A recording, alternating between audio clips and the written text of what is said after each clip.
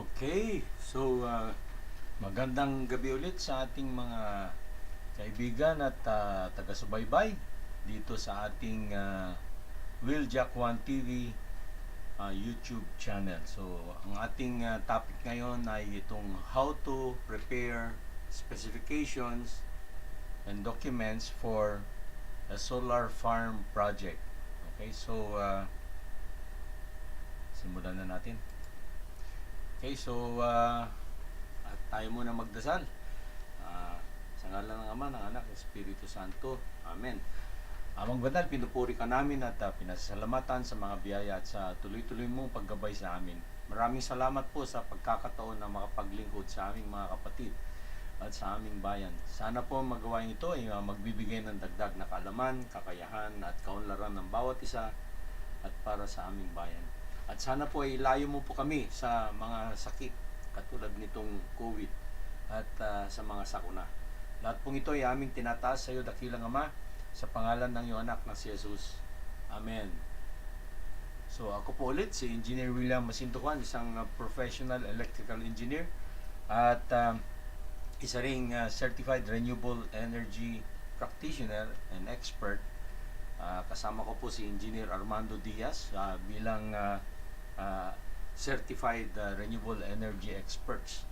At kasama na rin dito sila Engineer Amando Lanosa, dating regional governor ng Bicol region ng IIE, at saka si Engineer Joel Remigio ng Metro Green Tech, at saka si Engineer Raul Bautista ng RLBS Engineering.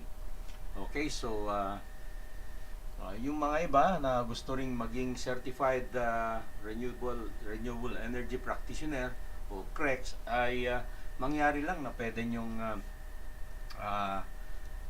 kayong kumuha rin itong CREX program na ating sinimulan, no?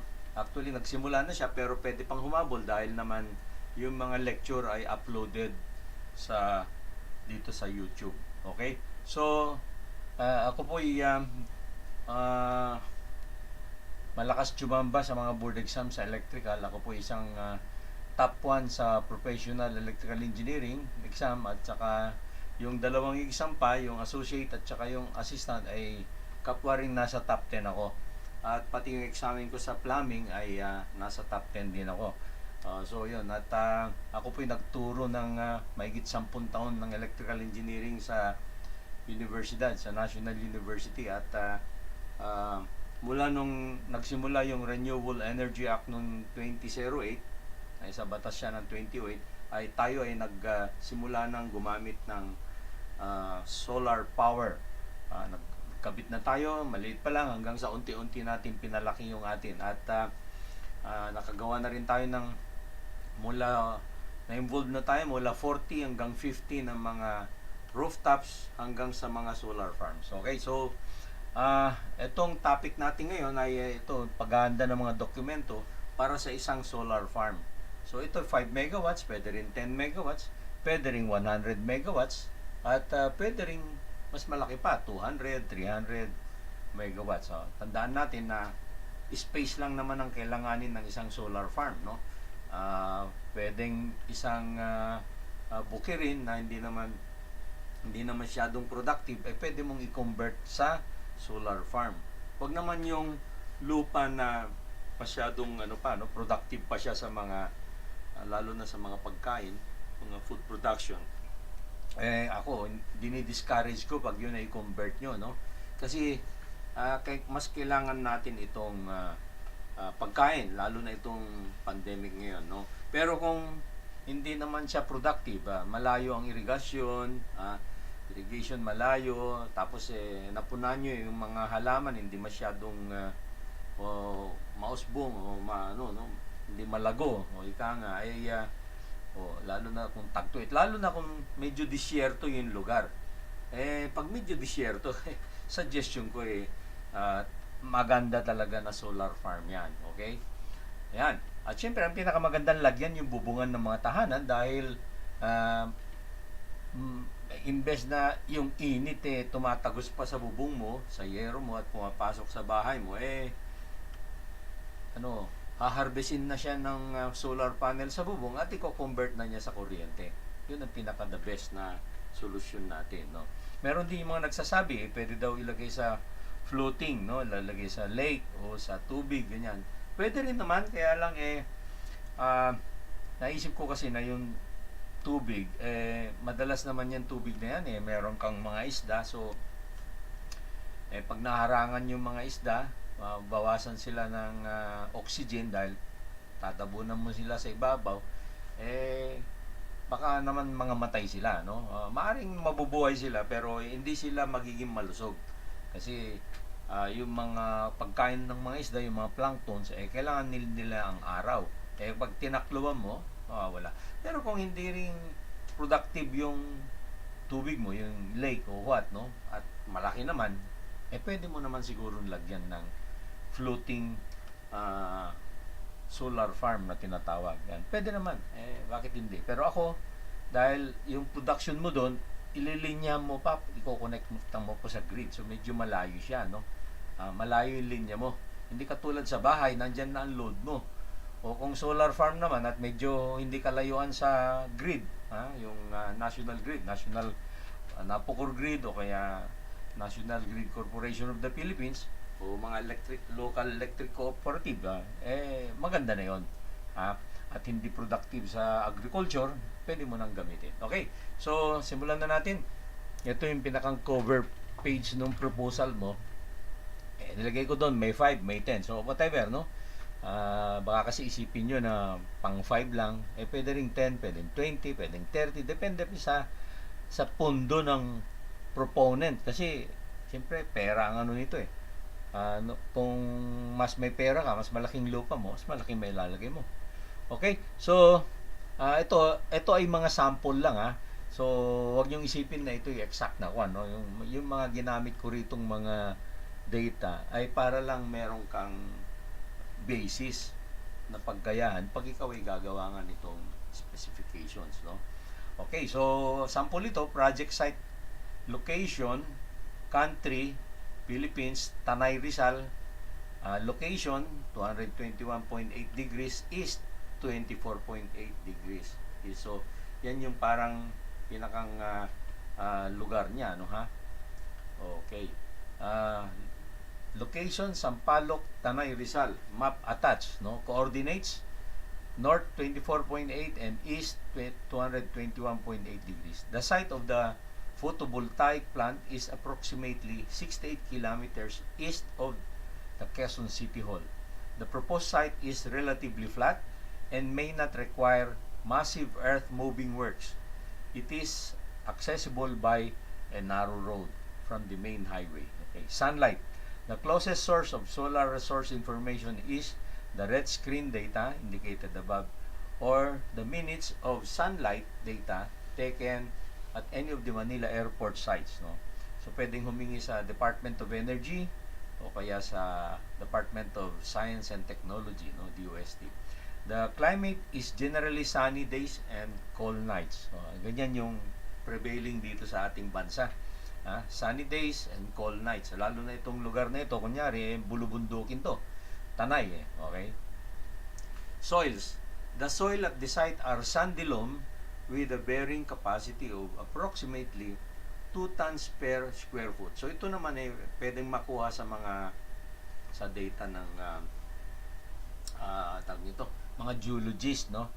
At saka mga lumang studies, pwedeng mag-inquire sa mga experts sa geology yan, bibigyan ka nitong mga bearing capacity. Ibig sabihin kasi kung malambot yung lupa, maputik, malambot, hindi siya abot ng 2 tons na per square foot. Ibig sabihin meron kang 2,000 kilos, sa isang 1 foot lang na, hindi lulubog. Yan ang ibig sabihin. The area is classified as lowland, uncultivated, unused.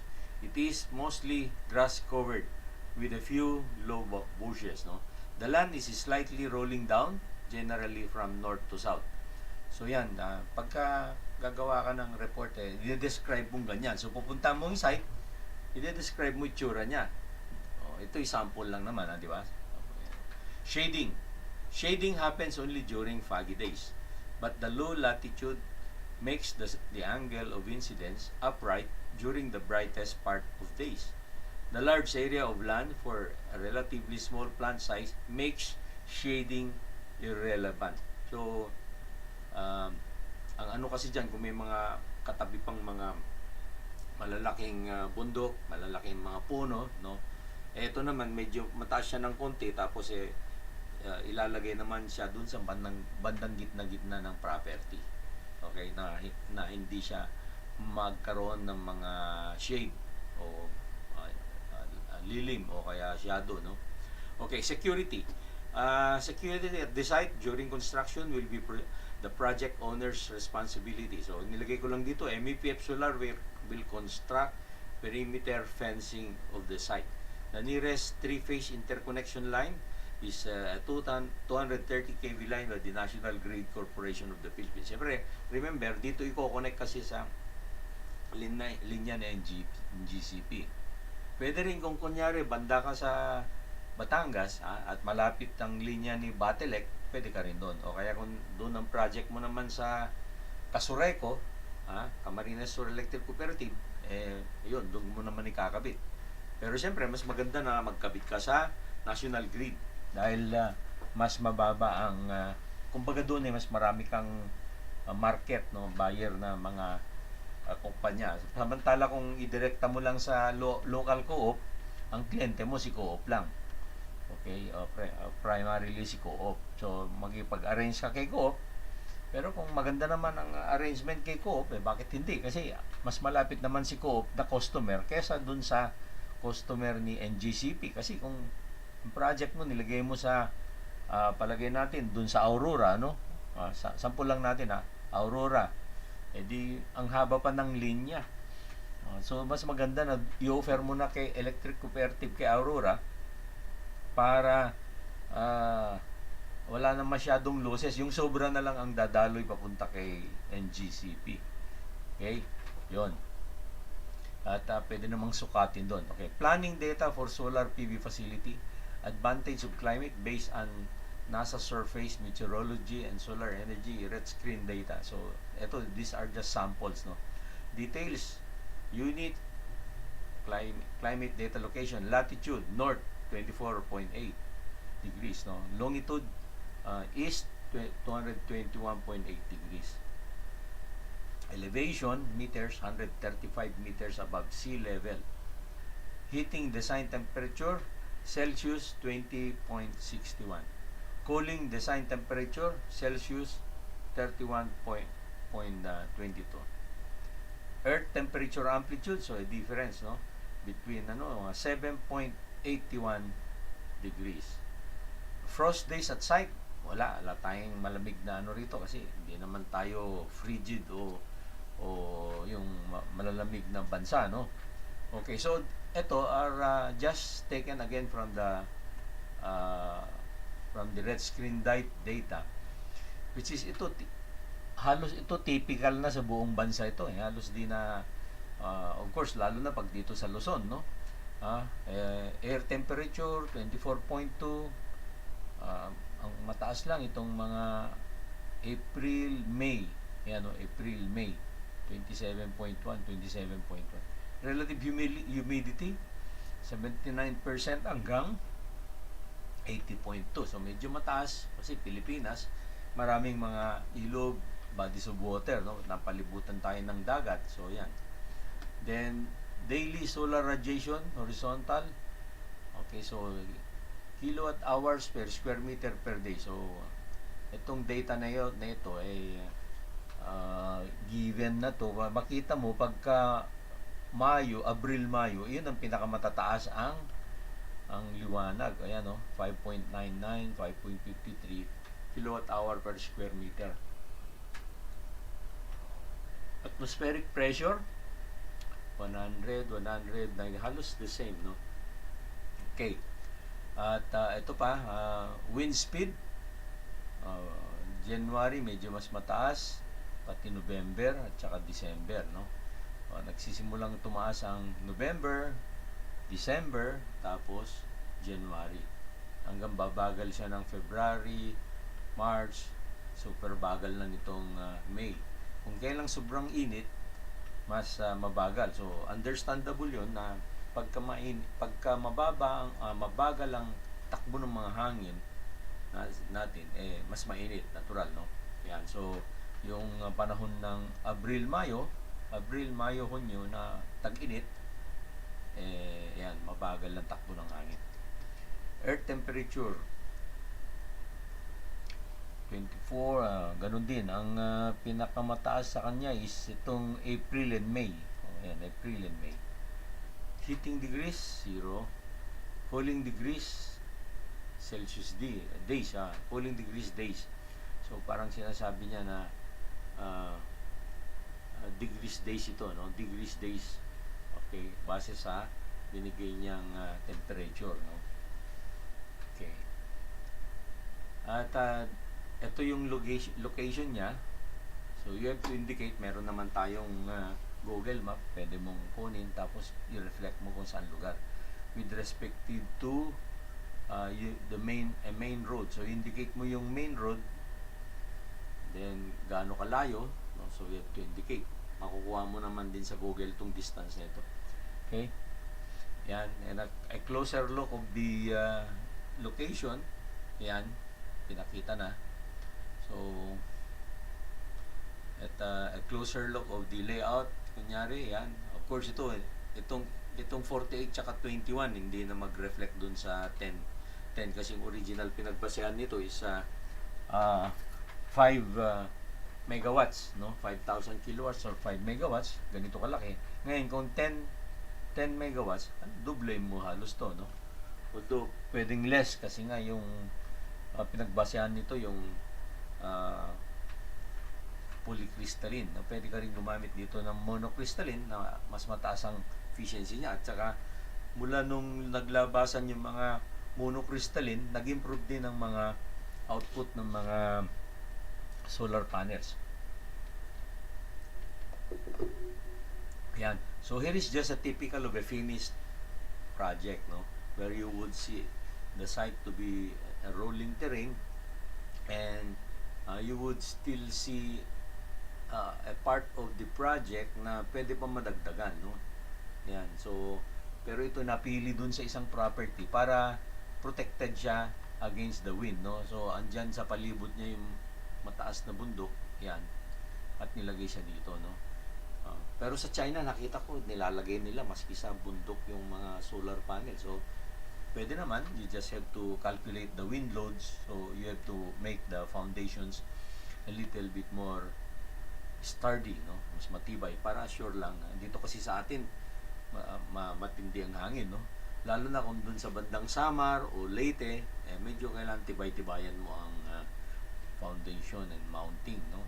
Pero hindi tayo mag-worry kasi itong solar panel 3 times heavier siya dun sa mga yero. Kunyari, kasing laki ng yero na ganito, itong isang panel, kasi isang laki nito na panel, isang panel ganito, tapos same area, yero, abay, magaan yung yero, ng 1/3 ng bigat nito. So, siyempre, kaya, isipin mo na yung yero, pwede siyang malipad, pwede siyang madaling mailipad pag sobrang lakas ang hangin. No? Medyo, pagka mounting mo sa tawag nito, sa C-parlins mo, sa parlina mo, at mahina ang pagkakabit mo, pwede mapunit yung yero, bubunutin ng hangin. Pero ito, hindi mo basta magawa ron. Unang-una, ang kabitan nito, itong aluminum frames. Tapos may tornilyohan pa yan. Tapos mas mabigat nga siya ng 3 times. So, hindi mo maililipad ang Kaya lang naman nalilipad yung mga billboard, mga kwan. Kasi, magaan sila tarpaulin, ganyan, di ba? At sobrang laki naman. At direkta na naka-vertical yung billboard against the direction of the wind load. Sasalpakin ganun. Talagang masisira to. Pero, ito, nakaganyan siya. Facing south. Di ba? So, hindi ganun katindi. Of course, nakakalculate yan ng mga meron tayong formula dyan, pwede mong alamin, at saka dahil mas mabigat, hindi basta malilipad dyan. Okay? Solar PV system overview, photovoltaic power system converts sunlight directly to electricity. So this is just a sample single line diagram of the system where you would see here the solar panels and the combiner box and the inverter, and then you would have to convert the AC until you connect to the transformer. So ito transformer, and then meron kang high voltage switch gear substation until you connect to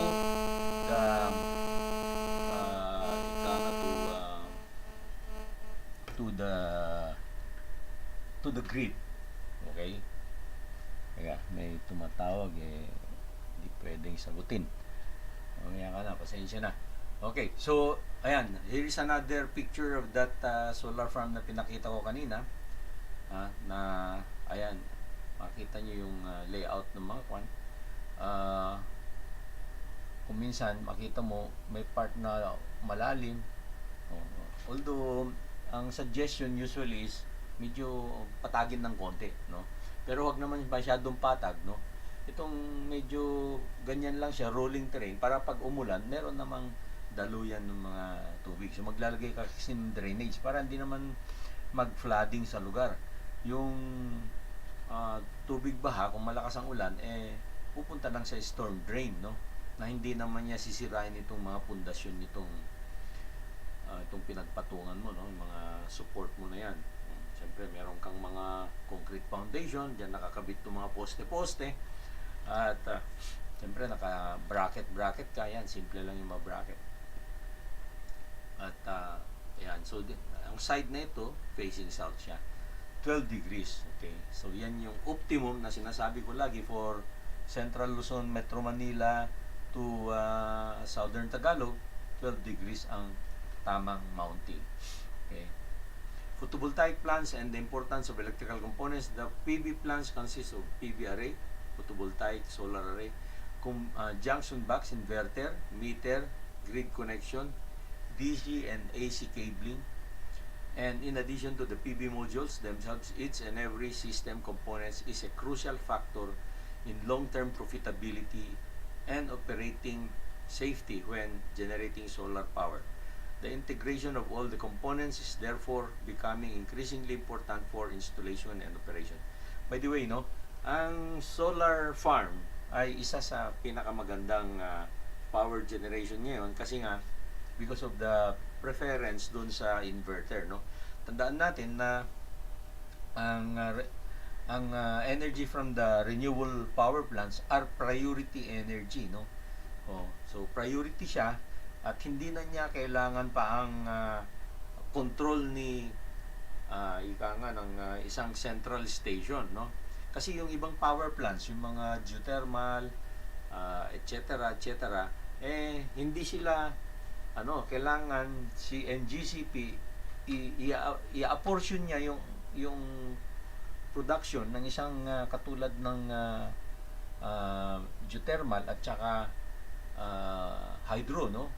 Na renewable kasi ito so hindi mo basta pwedeng i-con doon, pero habang nakagrid siya, ipa-priority ni NGCP na yung energy niya, siya yung magagamit ng grid. So meron pang may control si NGCP doon, no? I-allow niya yon.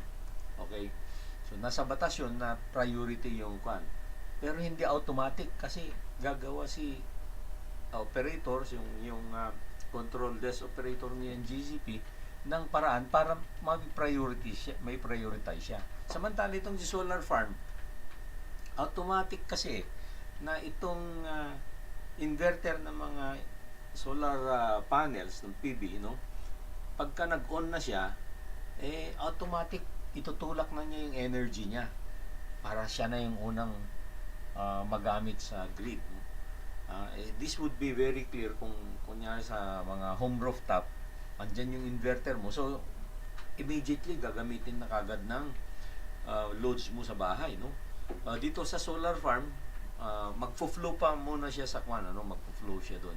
Pero by the nature of the inverters na slightly higher yung kanilang frequency output, no? mataas lang ng kaunti, bahagya. So, siya na yung unang nagagamit na energy sa grid. Ganon katindi yung ano nito, yung engineering technology nitong inverter. Automatically, the inverter, solid state components, adjust the operation such that it could produce a frequency a little higher than the grid. And therefore, it becomes the priority energy to be consumed. Hindi siya pwedeng back up lang. Siya yung una magamit. Okay, so ibang klase. Ibang klase talaga yung technology na ginawa nitong mga nag-develop nitong solid state device nitong inverter ng para sa microgrid inverter kung tawagin, no? Okay, so typical system components, PV array. A PV array is made of PV modules, which are environmentally sealed collections of PV cells, the devices that convert sunlight to electricity. The balance of system is therefore, or BOS, it includes the mounting systems and wiring systems used to integrate the solar modules into the structural and electrical systems. The wiring systems include disconnects for the DC and AC sides of the inverter, ground fault protection, and overcurrent protection for the solar modules. The DC-AC inverter. This is the device that takes the DC power from the photovoltaic array and converts it into standard AC power. Okay, metering. This includes the electric metering devices such as kilowatt-hour meter, ammeter, voltmeter, frequency meter, among others, no, to provide indication of system performance. Other components are the utility switches, depending on the local utility or to the national grid. Okay, here is a block diagram of the system where you have here on the left side is the photovoltaic array, and then you have here the combiner box, and then combiner boxes, and then ground fault protector here, and DC protection. Okay, so in case may problema dito sa sa supply from the photovoltaic, pwede siyang patayin dito or ito magpo-protect sa kanya. And then now here we have the DC inverter or the DC-AC inverter, where you have the direct current from the panels converted to alternating currents. Then we have the AC fuse switch, so another pwedeng fuse switch, pwede ring circuit breaker. Okay, then utility switch, and then the main service panel and utility. Of course, dito sa main service, nandito yung step-up transformer mo. Kasi usually, yung generation voltage mo, sa karamihan ngayon, 380 volts. 220 line to ground, kung line to neutral, pagka line to line or 3-phase, 380 volts or 400 volts. At yun, from 400 volts, step up mo siya sa medium voltage. Pwedeng 13.2 kV, o 13.8 kV, sorry. At yung 13.8 kV, yun ang i-connect mo kanyari kay local electric cooperative, kay Batelec, kay Pelco, o Casoreco kaya, or Beneco, whichever, yun. At kung kabit mo naman kay NGC, pwede 230 kV. Kung nasa franchise era ka ni Meralco at ang kausap mo mismo Meralco at pumayag naman siya, pwedeng 34.5 or kung maliit lang, pero kung malakihan, doon ka napapasok sa 110 kV niya, 110,000 volts or 110 kV. Yan. Otherwise, 230 kV, yan ang voltahe ni NGCP. Okay. So, ito sample lang ng polycrystalline panel. Medyo bluish siya. Anyway, so marami naman yan. Ngayon, itong kasunod is a sample of a monocrystalline panel. So, you will notice na maitim ang monocrystalline at meron mga maliliit na diamond na ganyan. Tingnan yan. May mga diamond na ganyan. At pag tinignan mo yung si poly, wala siyang diamonds. Wala siyang mga diamond. Okay, ang difference dito at saka yung isa, Mataas lang konti ang output nitong monocrystalline. Tulad ng sinasabi ko sa mga short lecture ko, mataas lang to ng mga 2%. Pero hindi ibig sabihin na mas lamang na itong mono, no? Ito, hindi, pwede pa rin. Pareho silang okay. Ha? So, hindi nating mamatain si polycrystalline. Okay din siya. Warranty. Panels to be supplied. Kailan, ilalagay mo sa specs mo ito, no? The panels to be supplied and installed shall be guaranteed by the supplier. The warranty is divided into 2 parts. So, ito lang parang sample ng isang pero pwede mo namang bawasan, dagdagan. Depende sa ano mo, no? The manufacturer's warranty. The contractor supplier guarantees that the standard photovoltaic modules supplied are free of defects. So, ilalagay mo yan. Such as defects and or failures due to manufacturing, defects and or failures due to materials, cracking of front glass surface due to foreign objects inside the glass. No, that means paggawa medyo sa quality control, nasingitan, no?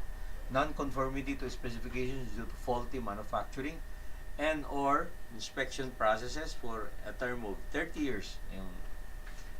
Yung 30 years na sinasabi ko dahil yun na lumalabas ngayon na economical life ng mga ganito, no? So, ganun na yung nakikita natin ngayon kasi yung mga naunang ginamit sa mga cell sites sa mga cell sites ay 1996-97 ikinabit.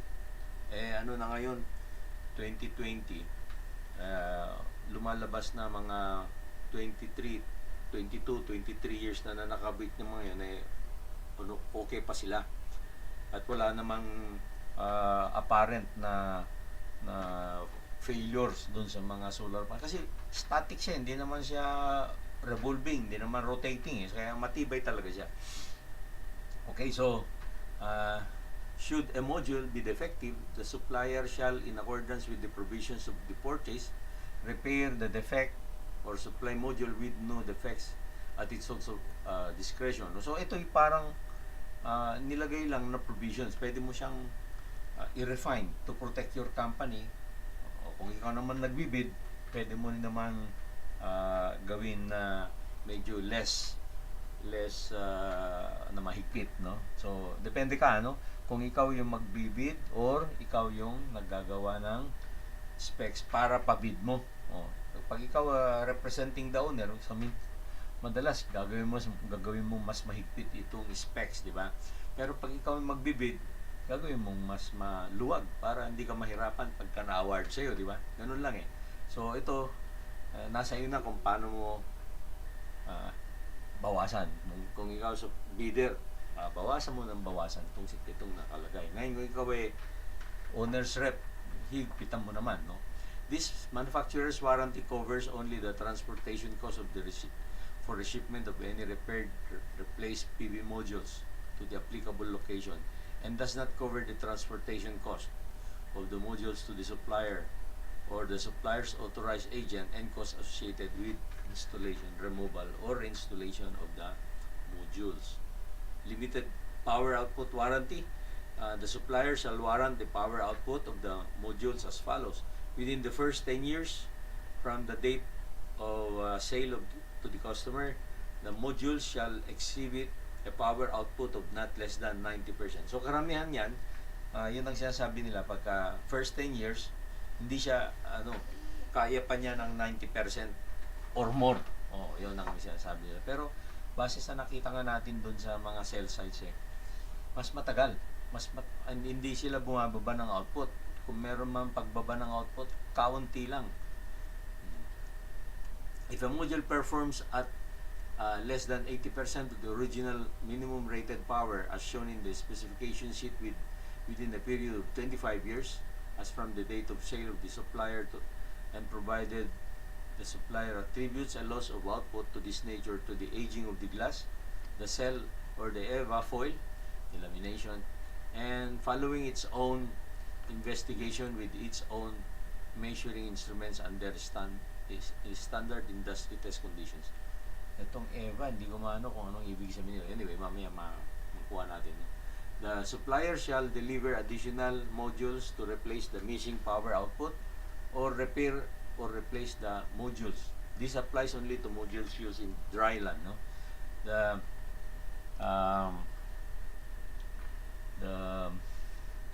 okay. The limited power output warranty can only be given in respect of the aging process of glass, the cell of the EVA foils selected in the processing of the supplier itself, not for those processed at the request of the customer. So, medyo itong format nito, more na protective sa magbibid. No?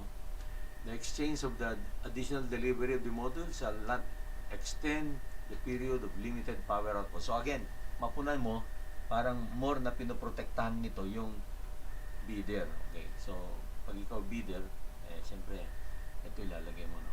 Exclusion or recourse. The limited power output shall not, warranty shall not apply in cases of reduced output. So, ayan, makita mo na naman na itong provision nito, parang pinoprotektahan yung bidder. Okay? Ayan, pati ito, kasi limited warranty ang sinasabi niya eh. Kasi kung ikaw naman ang owner side, full warranty ang gusto mo. Di ba? Yan. So, ayan, mga nilagay ng mga babantayan. Defects, no? Defects and failures caused by the device. Defects and failures caused by defective wiring. Defects and failures caused by installation. Not in conformance with the PB modules. Defects and failures caused by unauthorized maintenance. Defects and failures caused by removal from original place of installment. So, parang ibig niya sabihin, no, nilipat, no? Defects and failures caused by repairs not in accordance with the supplier's instructions. And then, defects and failures caused by inappropriate handling during transportation. Defects and failures caused by use of a mobile unit, including but not limited to vehicles, so sa pagsasakay, no? Defects and failures caused by external accidents such as fire, explosion, or disorder. Kung meron nga naman manggulo, no? So, baka masira sila. Yan. So, anyway, just look at this. Kung gagawa ka, magtanggal ka lang, magdagdag ka lang. Like I said, pag bidder ka, gawin mong magaan sa'yo, di ba? Ayan, si owner naman, gagawa siyang paraan na maprotektahan yung ano niya para mas marami siyang paano. So, ganun mangyari yan. So, during negotiation, meron ka nito, tanggalin mo yung mahigpit na provision, saka ka mag-bid. Di ba? Pag ikaw si owner, sama mo lahat yan. Di ba? Ganun lang. Okay, so, anyway, so, inilagay ko na lang lahat dito para medyo pagka gumagawa ka, medyo madali na yung gabay kaysa mag-isip ka pa. Kasi ang hirap, no? Kung ikaw mag-isip pa, magpo-formulate ka pa, tingin ko, abutin ka ng siyam-siyam.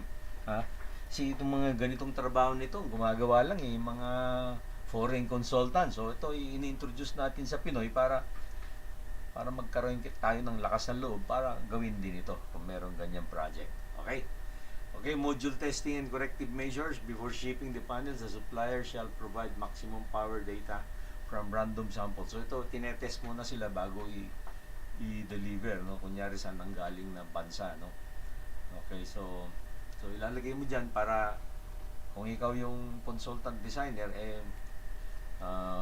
malamang papupuntahin ka dun para i-witness mo yung testing ng mga panels o equipment, pati inverters, etc. bago sila padalhin dito sa dito sa site, dito sa bansa natin. Okay. Mean value of module power rating. So again, these are part of the general specification. If the lot of modules tested shows a mean power value less than, parang nag-testing kayo, medyo bumaba daw. So, meron siyang mga sinasabi ritong mga claims, no? Either on the owner side or on the supplier side. Okay. To achieve well-matched sovereign modules ought to be closely matched in terms of current at maximum power point operation. According to the module manufacturer, shall demonstrate through the sample testing that the standard deviation of the module power is so itong standards na ito kasi international standards na halos sila, although karamihan nakita ko nung nagsisimula pa lang yan German yung original technology, no? Kasi mga German ang talagang nakagawa ng paraan para mapababa nila yung cost ng solar, no? Alam mo naman itong mga Aleman talagang medyo sa mga tao sa mundo ito yung magagaling talaga na sa technical, no? Okay. So ito, naglagay lang ako rito ng sample, no, ng inverter. Itong inverter na Aurora brand, hindi ko rin masyadong kilala to, pero ito yung medyo advanced ang features niya. Nakalagay siya sa yung inverters, nakalagay na siya sa malalaking switchgears, no? Freestanding switchgear yan. Samantala ngayon, nakita ko ang lumalabas na ito pagmasdan niyo to, no. 250 ang rating na available sa kanila is 250 kilowatts or 500 kilowatts. Ang tindi, ang taas ang rating, ha? At meron ding 2,500 at saka 5,000. Grabe, ang laki. Well, ang problema kasi sa isang napakalaking inverter, kung sakali man na masira, malaking kawalan ng output. Yun ang problema sa ganito, no? Isang buong malaki na 250 ka na agad. Pag nasira yan, kung for some reason na masira, ilan yung nawala sa output mo, di ba? Kaya tuloy ngayon, kung ako yung tatanungin mo, mas gusto ko na yung ito, specs pa rin ng Aurora, no? Mas gusto ko na yung mga mas maliliit, no? Ngayon kasi meron na yung mga lang, imbes na 250, meron yung mga 100, ganyan. At meron din itong mas maliliit, no? Ito katulad nito sa picture, mga 30 ito, 30 kilowatts. Meron ding 50 kilowatts. So sa akin, pwede ka sa mga 30, 50 or 100, no? I discourage yung sobrang lalaki. Sobrang lalaki unless na meron kang mga proven. Bakit ko sinasabing ganon, Kasi syempre itong mga maliliit, mas marami ito sa buong mundo. Sa buong mundo, mas maraming gumamit nitong maliliit kaysa doon sa gumagamit ng malalaki. So anong point ko? Doon sa malalaki, kung masira, yung spare parts mo siguro mas kukunti. Hindi katulad ditong mga mas maliliit na kung masira man ang isa, ang apektado lang o ang mababawas lang sa kwan mo would be So siguro gagawa ka ng konting value engineering. Magkano maging cost nito kung puro maliit lang gamitin mo, gagamit ka naman ng katulad ng kwan, no? So ganun ang dapat na gagawin natin kung so far kasi hindi pa lumalabas yung mga nangyari dun sa mga naunang solar farm. Tumagal ba yung mga malalaking inverter nila? Let's say yung mga 250 kilowatts inverter o 500 kilowatts inverter, tumagal ba sila? Hindi ba naman nagkaroon ng mga sira-sira? Yun. So far kasi, kailan lang nagsimula yung malalaking solar farm dito sa bansa natin, yung mga nandyan sa Negros, kung maalala nyo, mga 2014 na commission. 2013, 2014. So,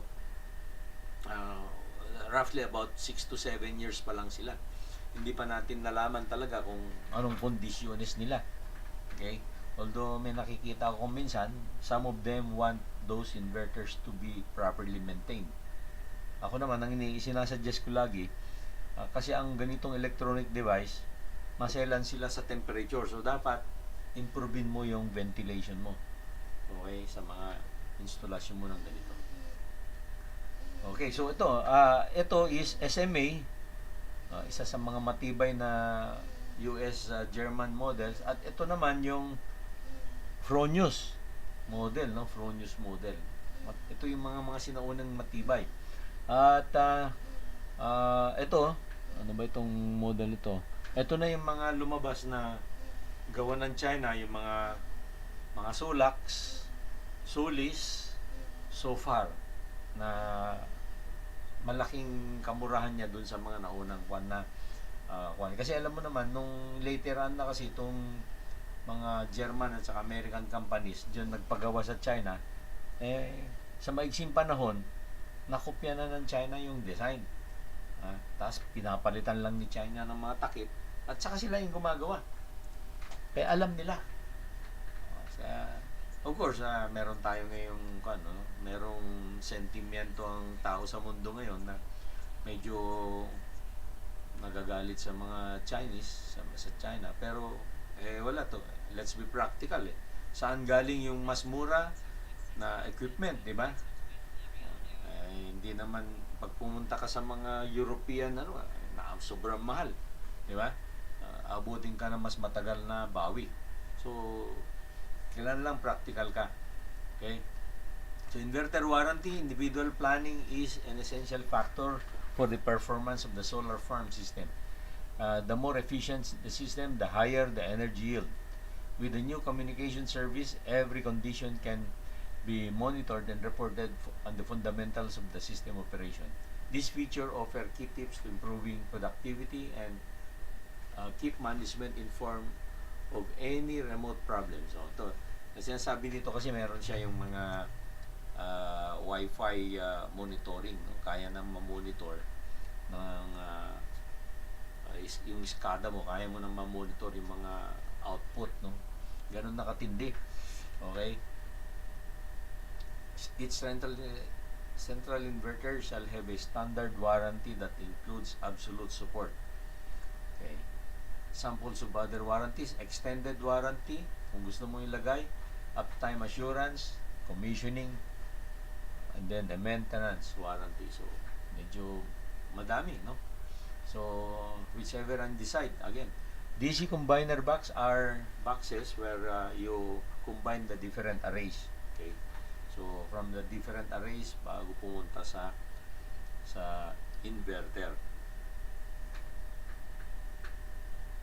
So, usually, nandito yung lightning protection din nung DC side, no? Nakasama rito para to protect the equipment, the panels against voltage surge. Natin alam kung magkaroon ng induced voltage due to a lightning, no, that may struck the area. May sample of main parameters in the DC combiner box. Ayan, may mga data tayo dito.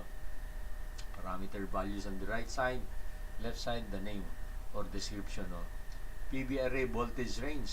Ayan. Maximum array input in parallel.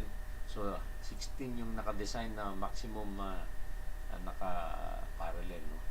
And then, maximum current in each channel, 10 amperes lang. No? Usually ito nga, mga 9.5 lang or 10. So, maliit lang talaga yung current. Protection grade, IP65, outdoor type ang ibig sabihin nito. Ambient temperature is between 25 to 60 degrees. So, mataas ang rating na kaya niya. Pwede sa disyerto sa Africa, no? Sa Sahara, no? Humidity from 0 to 99%. Total output switch, yes. Branch fuse series, yes. Communication RS485, yes. The maximum measured loads dapat 10. Reference weight 16 to 35 kilograms. So, medyo mabigat din. Okay. Typical surge arrestor, pluggable type arrestor, surge arrestor for So, ito yung surge protection maliban pa dun sa area lightning protection, no? Yung area, yung aerial.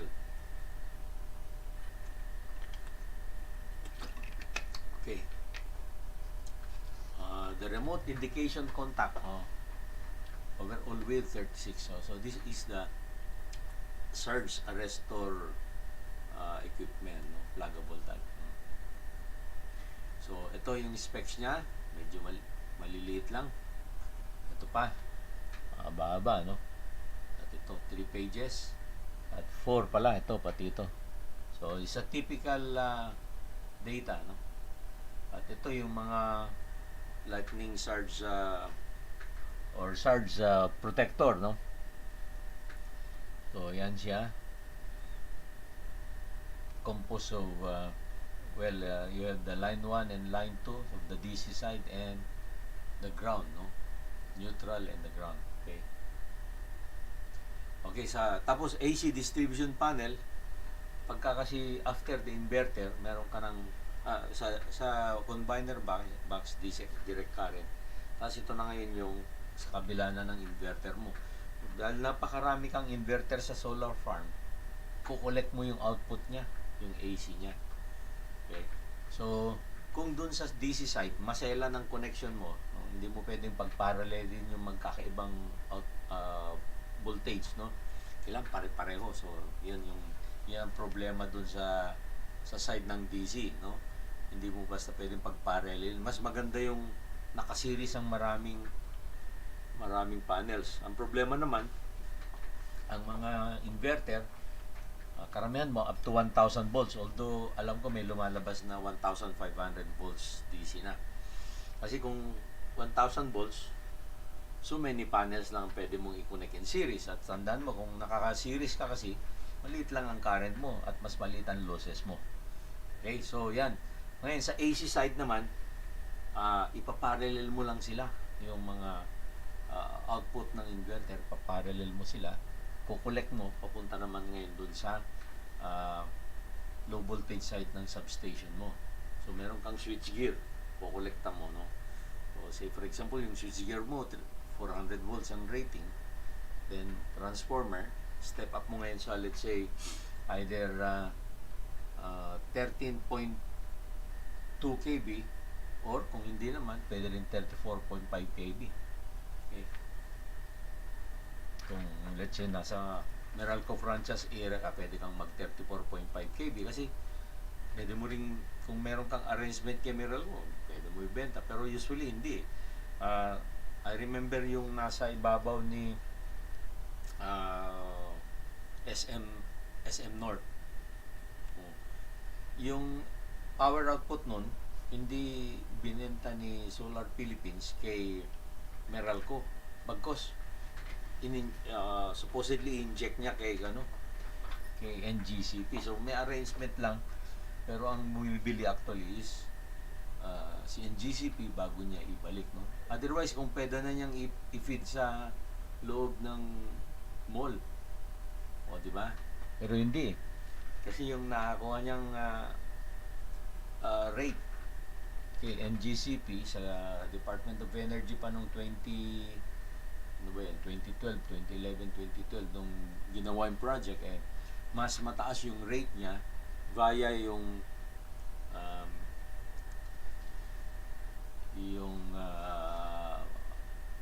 feed-in tariff that time. FIT kung tawagin, feed-in tariff. Nung una kasi parang 8 pesos and 69 centavos yata o mas mataas pa, 8 pesos and 69 centavos per kilowatt hour, di ba? Lamang ka doon kasi yung mga coal-fired din nasa mga 4 or 5 or 6 lang sila. Kung ikaw nakakuha ng kontrata na yun, nandun ka sa mga 8 something, di ba? Kaya mas maganda yung nakuha niyang rate doon. Okay, so sample of main parameters sa AC distribution panels. Ayan, ito yung mga samples lang naman okay, and then environmental monitoring device. Ito yung meron ka dapat itong monitoring device. Malaman mo ang wind speed, direction sensor, technology parameter. So tingnan natin, start wind speed, then measuring range, accuracy, resolution, distance constant, output signal form, heater power, operating voltage, operating current, wind strength, maximum height, etc. So meron kang isang device na kaya niyang sukatin itong mga ito, no? Dapat. Okay, sensitivity, response, resistance, stability, cosine, and so on, no? Yan. So something like this, meron ka dapat environmental monitoring device na para makuha mo yung mga data at papasok sa SCADA mo, sa computer system mo, para ano, it will aid the management in making the necessary adjustment if ever, no? So here is a typical solar farm where makita mo andyan yung substation niya, and then meron ng mga poste rito para lumabas yung kuryente, no? Yan. So may poste rito, hanggang palabas yung power. Okay. So yan yung mga solar array, solar farm array. Andito yung mga electrical mo, no? Yung nagkalat dyan yung mga inverters mo, and then from the inverters papunta sa isang step up substation mo, hanggang sa pupunta na siya sa mas pataas na voltahe, no? So from 400 volts ng output ng inverters papunta ngayon sa main switchgear mo, i-step up mo siya. Okay. Ito kasi ang pinasukan yata nitong planta na ito is 69 kV o 13.2 kV pala, 13.2 kV. So from 13.2 kV ko-convert na naman siya sa 69 kV, and then from 69 kV kung ko-connect ka na kay NGCP, 69 up to 230 kV. So medyo maraming transformation madalas Okay. So, and then ito, picture to ng substation. Makita mo rito, meron kang mga main ng kunyari itong breaker nito, maraming inverter ang pumasok dito, inverter output pupunta sa transformer. So si transformer, i-step up niya yung let's say 400 volts, iakyat niya sa palagay mo 13.2 kV, 13,200 volts itong primary side. Ngayon, ito naman underground na naman papunta dun sa main substation. So from here 13.2 kV papunta sa main substation. So from the main substation 13.2 kV siya, niya sa low side, low voltage niya, hanggang iakyat niya sa 69 kV, tapos transmission line na papunta kay either NGCP o Kooperatiba. Yan. Okay? Yan. Another picture showing the substation. Yan. PV plants will be connected to the national grid, which has a rise to highly important factors. Firstly, when the solar power is fed into the grid, the power quality of the grid should not be reduced. No? Secondly, personal safety must be ensured in the event of a major interference. Ang maganda nga dito kay inverter, automatically kung may problem sa grid, open siya kagad. Like I said sa mga lecture ko, the inverters, the solar farm will not contribute to short circuit in the grid kasi mabilis siyang mag-isolate The different inverters will automatically isolate themselves the moment na makita nila sa upstream na merong short circuit. Ganong katindi. At solid state switching kasi siya, kaya kaya niyang patayin sarili niya ng mabilis.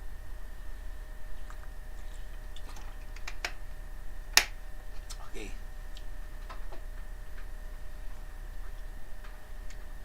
Ayan, so system connected to the grid design. The system has two parts. So part directly incorporated to the transfer by the grid inverter. So ito kasi 230 kV ito. So katulad sinasabi ko, from 400 step up to 13.2, and from 13.2 step up to 69 kV. From 69 kV another step up papunta naman kay 230 kV. So ito is already usually a NGCP substation, yung 69 going up to 230 kV. So in the beginning you have to already coordinate with the NGCP, the Department of Energy and the NGCP for this, Ngayon, kung ang solar farm mo naman will simply supply a certain locality, like a cooperative, no? So cooperative kasi ang kanyang distribution usually is 13.2 kV, no? At ito 5 megawatts lang naman, hindi siya kalakihan. So baka yung 5 megawatts mo makakapag-supply na siya doon sa community, no? Ilang baryo kaya yan or what, no?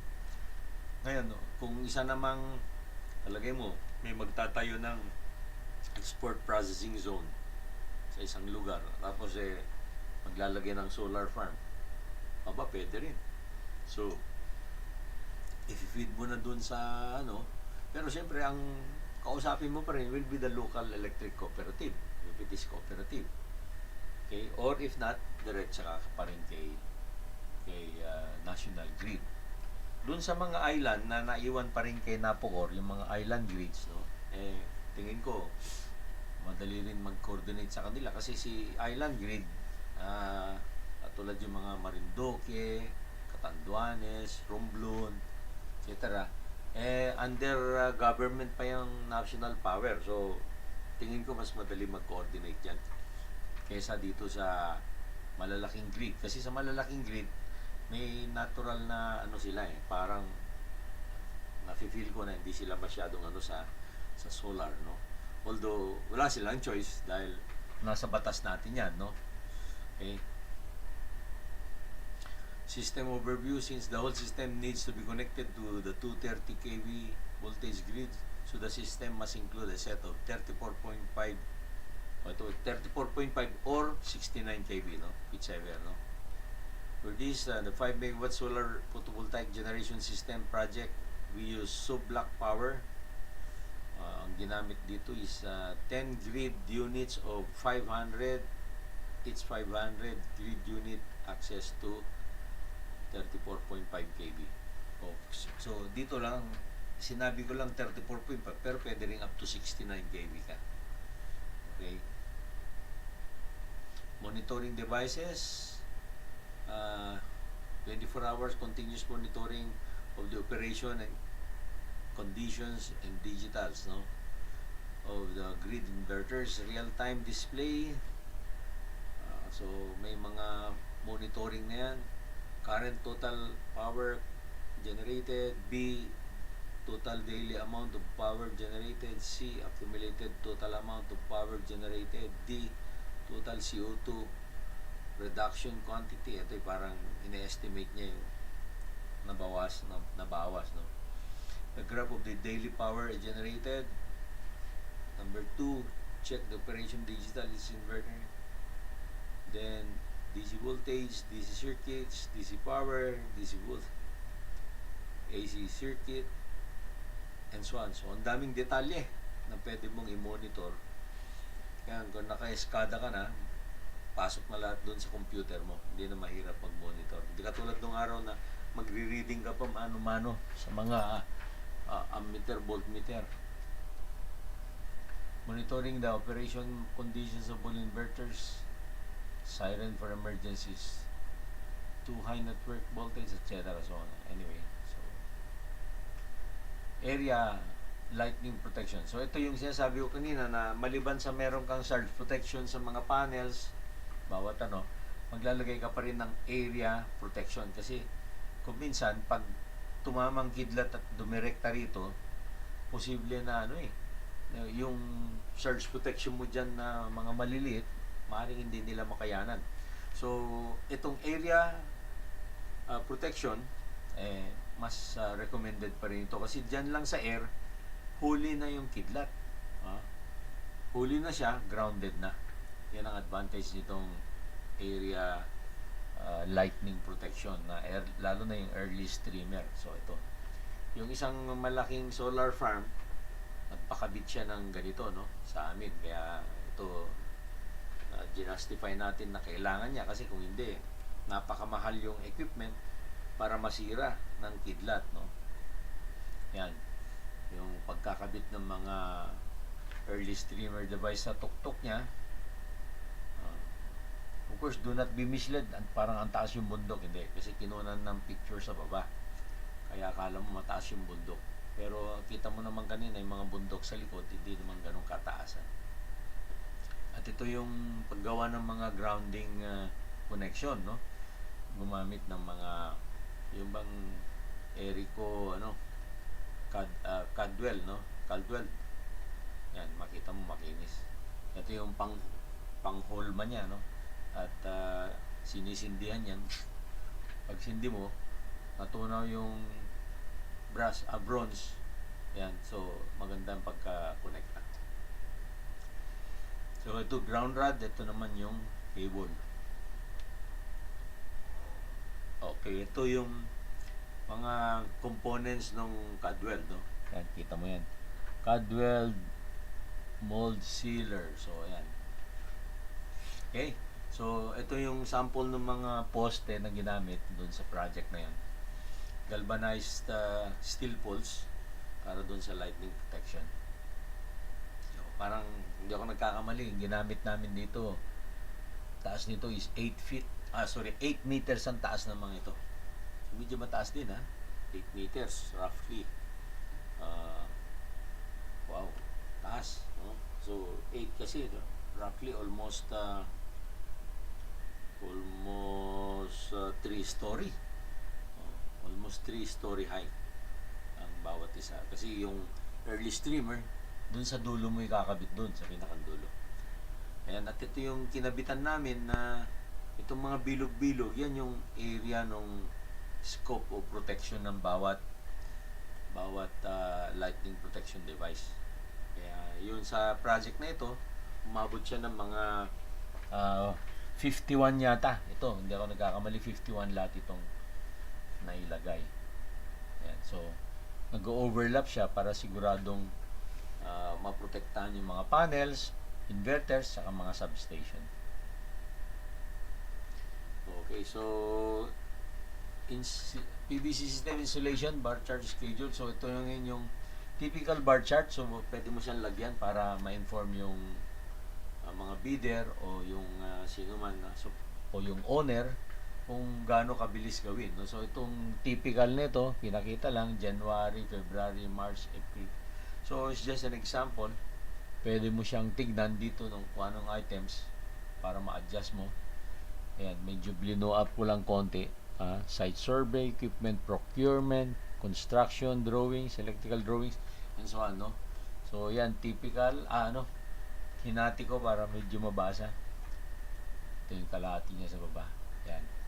Then, typical project flow chart. So, itong gabay na ito sa construction, sundan lang ito. Yan, ginawa ko malaki para madali yung masundan. Okay.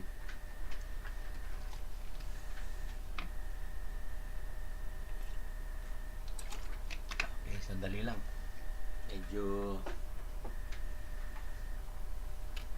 oras de peligro. Let's have a break.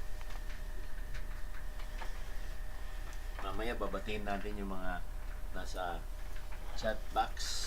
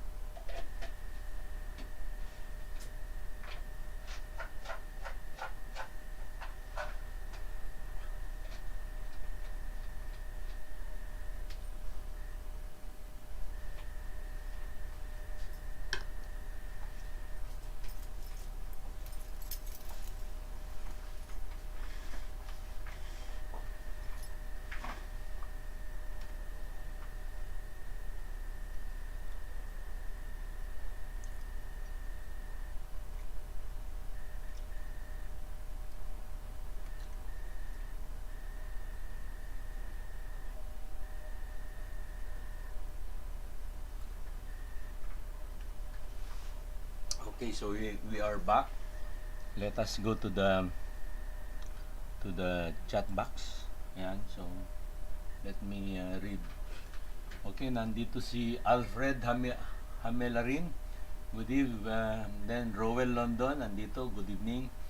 Nick Laksamana, watching sir from Kuala Lumpur. Okay, regards sa mga nandyan sa kababayan natin sa Kuala Lumpur. Nick, ha? Magandang gabi sa inyo dyan. Then Bonnie Merano, good evening. Bonnie Merano, okay. John Docos, andyan ulit. Good evening. Good evening everyone. Mark Arvel Singson, good evening Sir Will. Ayan. Joel Barnaquea, I think nasa Middle East si Joel. Qatar yata o Kuwait, anyway. Nakalimutan ko na Joel, pasensya na. Pento Bascos, mukhang bago itong si Pento Bascos. Good evening sir, good evening Pento. O Pen ba yan? Pen Bascos, no? Felix Kawili, good evening sir Will. Time in na po, yeah. Ray Anthony Palomo, good evening. Yes, Eric Ray Anthony Palomo is I think in Singapore if I'm not mistaken. Eric Christian Baldosa, good evening Sir Will from Mayayi, Singapore and Pisam, Naga City. Okay. Good. Mabuti nagsabi ka Eric, no? So kabaro sa plumbing si Eric Baldosa. And Richard Raydor, good evening. Samuel Reyes, very informative sir, well done, thank you. Sammy Reyes, mukhang first and then Timothy Cruz, good evening sir, more power, salamat. So anyway, so siguro mapunan nyo medyo magulong konti yung medyo halos mula pa nung kagabi ko sinimulang medyo ayusin para magkasya dyan sa PowerPoint na yan. But anyway, in due time, we can provide you the necessary copies nito, lalo na yung like I mentioned, yung mga naka-enroll sa CREX kasi we will be giving them a copy of the PowerPoint para magamit nila sa future projects, no? Okay, so yan yung promise ko na una silang makakatanggap nito. Okay. Okay, so balik tayo. Yan. Okay. Naantok ako kaya nagtimpla ako ng kape. So, kape tayo ha. Kailangan medyo may panggising. Kasi medyo Okay, so ito, typical project flow chart. Makikita mo rito mga nilagay nung pinagkunan ko, no? So, hindi man perfect siguro to. Pero at least, magandang gabay na ito para sa ating paggagawa tayo, no? Pwede nating improvein. Yan, no? Tingnan nga lang natin. Parang check-in lang natin din. Nakita ko na to kagabi, kaya lang. Okay, tingnan natin, ha? The preparation to the preliminary design stage and design schedule. Okay, so papunta sa check out the drawing progress. So it's just a simple flow pero it can help, no, para makita mo kung anong nakakaligtaan, no. Dito naman the program design stage and program of drawing plans, no. So management naman to, no. Ito naman construction drawings o design preparation naman, check out the drawing, etc. And then regularly compare plan progress. Is there any deviations, no? If no, diretso ka na. So it's just parang ina-explain niya yung flow process, yung paano nagsusunod-sunod yung mga aktibidades para makuha natin yung ultimate ultimate end result of having a good finish solar farm project. Okay, then typical material control flow chart naman. So ito na, pagka preparation of material supply plan, implementation of plan, check the monitor contrast,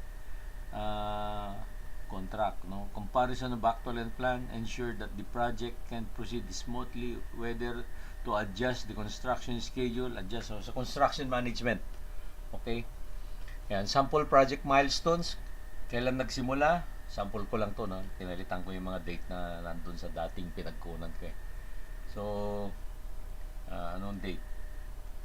2020, dapat 2021 to eh. Anyway, never mind, no? Luma na, no? So, January 5, 2020. So, 2021 dapat eh.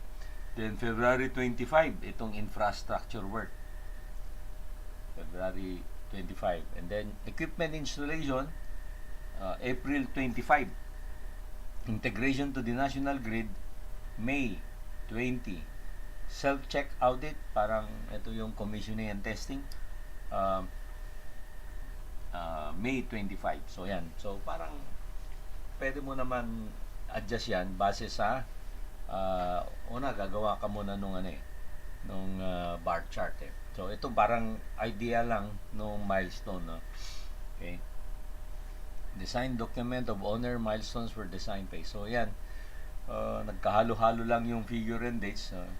Kasi, dapat 2021 dapat eh. Anyway, okay na rin to, nabago ko to. Parang, kunyari lang, 2020 December 15 yung design. Kasi pang construction mo next year, starting January 2021 dapat eh.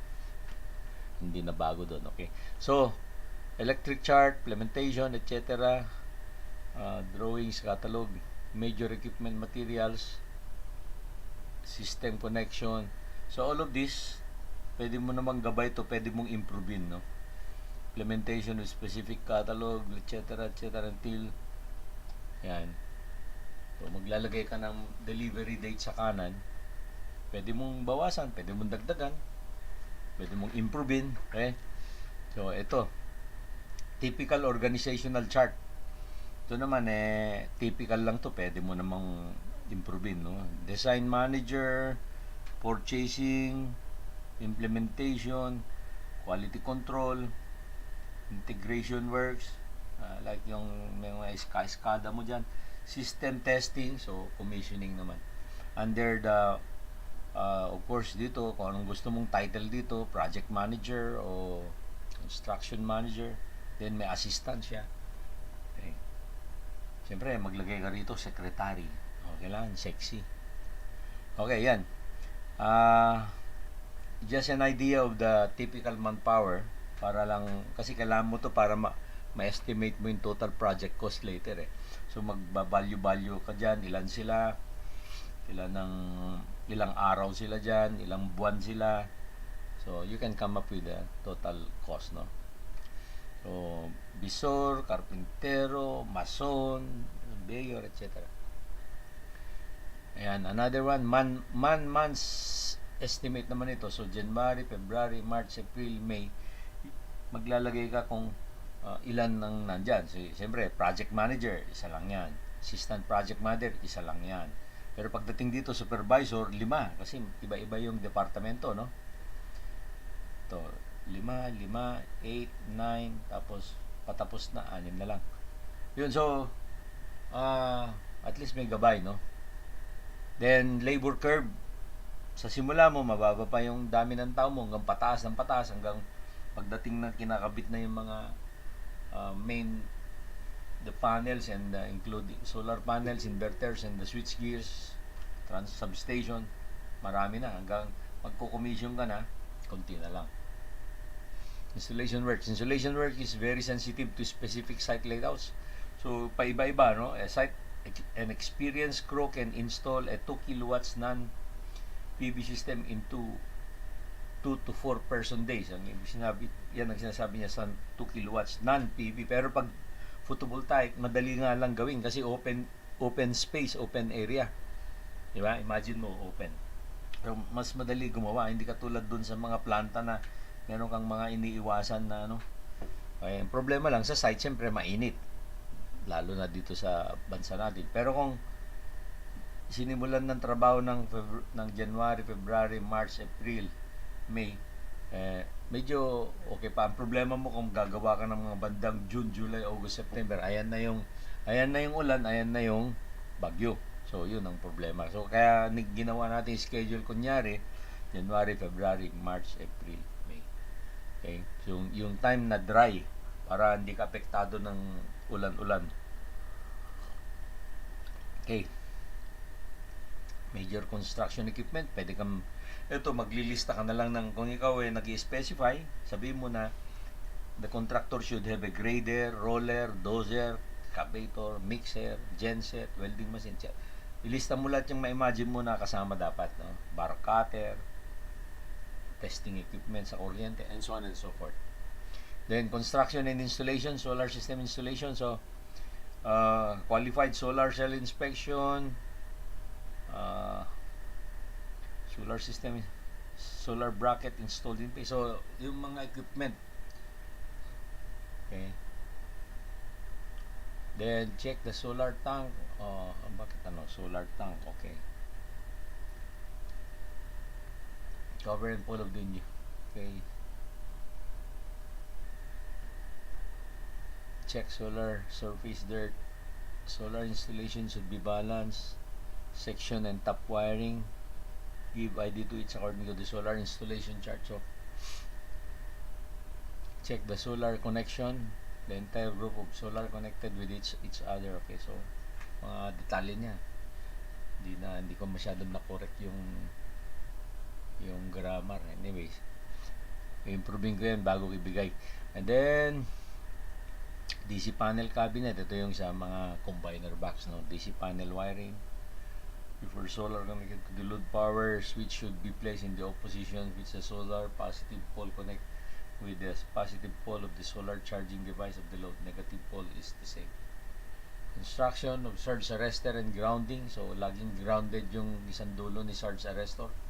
Remember, one for DC, one for AC side, no? So, marami rin yan. In addition to the lightning protection na pinakita ko na kanina. Then, indoor grounding. Okay, the depth of ground conductor to be buried to the ground should accord with the design. So, of course, dapat yung paggawa sa detailed drawing ng designer, indicate niya ito, no? The outer edge of the grounding grid should be as close circular corner into the arc. The arc radius is about 6 to 7 meters. The ground flat steel in the cable trench and cable tunnel should be welded with the main access network connect to the electrical pathway. So, this is the grounding design, grounding grid design. The lowest point of the PV module bracket choice, optimal design naman. So, anyway, daming detalye nito eh. Then, okay, ito parang mounting slant. Pero hindi masyadong critical to sa akin dahil computed na 12 degrees facing south. Okay. Ayan. You would notice ito. The angle between the board and the horizontal plate is 12 degrees facing the south. Okay. Kung ibang bansa, iba siya. Okay. That is talking in Metro Manila. Metro Manila, Central Luzon, and Southern Tagalog region, 12 degrees. Pero kung bandang Cebu, dapat mas mababaw ng konti, no? Cebu nasa 8 to 10 degrees naman doon. Maximum of 9 to 10, no? Then pagdating ng Mindanao naman, maximum of 5 to 7 degrees. O mga Northern Mindanao. Pero kung mga Southern Mindanao, yung mga Gensan, ganyan, o mga Sulu, mga ano lang yun, mga 4 to 5, 6 degrees, ganun lang. Basta, pagbagsak naman ng tubig ulan, malinisan na kagad. So, ito parang matrix mean resistance. So, ito yung P is, tingnan natin the pressure, the wind pressure load, no? So CX is pneumatic resistance coefficient, and then Fx is the array projection area plane. Then L is a constant 8 kilograms per cubic meter of air density. So anyway, array foundation design. So make sure na a civil structural engineer will make the design of the foundation. You give him the necessary size and weight of the panel and the preferred slant, so he can already prepare the the foundation, the footing, foundation, and yung mga bakal-bakal. Okay. Rolling compaction, ito yung sa site. Pag magsimula, kailangan medyo papatagin ng konti, bawasan yung bukol-bukol nung area in case na rolling. Pero kung halos flat siya, like dating bukid, abay, grader mo na lang siya, patagin mo na lang, at yun, kunting pison, pwede na, no? Yung iba nga, hindi na eh. Inaano na lang, nagpupundasyon na, naglalagay na. Kasi yung natural, yung tigas ng lupa, nandun na eh. Unless na may malalim, mag-fill ka pa. Okay. So, anyway, just ito meron siyang suggested na pundasyon dito. 400 by 300 by 1.2 meters, no, pahaba. Okay. Okay, so yan. At typical debugging flow diagram. Start to parang pag chine-check mo kung anong problema, ano ha. So, a typical debugging flow diagram. Technical Services Program, General Contracting Construction Phase, General Contracting Design Aspect. So, tingnan natin to. Design aspect to, so yung mga plano, no? Selection and arrangement of solar cells by a professional PV engineer. Calculation of solar cell installation, structural engineer. Main electrical drawing, electrical design engineer. Short circuit current calculations. Itong short circuit current calculations, nakabase siya doon sa DC side as well as fan, no? Doon sa AC side niya. Kasi in case na magkaroon ng kwan, meron ka pa ring fault. Pero like I said, si inverters, dahil maliliit sila, they will immediately isolate themselves. No? Wala ka kasing, hindi katulad sa mga alternators, generators, na yung prime mover mo, maski may short circuit, tuloy-tuloy pa rin ang ikot. Sa'yo, siya shutdown kagad siya, mamamatay kagad si inverter. Ganon katindi yung protection na ginawa ng mga nag-design ng inverter.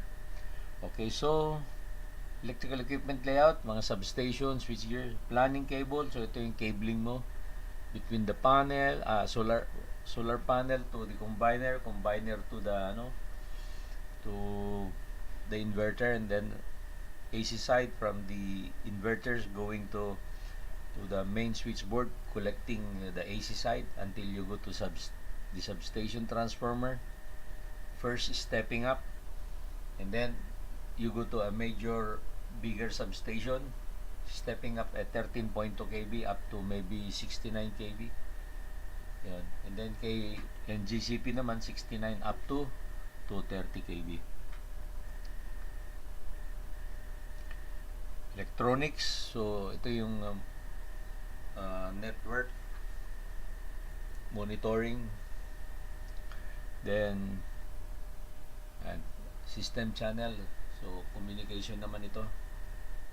Okay, technical specifications, low voltage switchgear specifications, high voltage switchgear specifications, main substation transformers specifications, and then high voltage interconnection 230 kV, 69 to 230, no?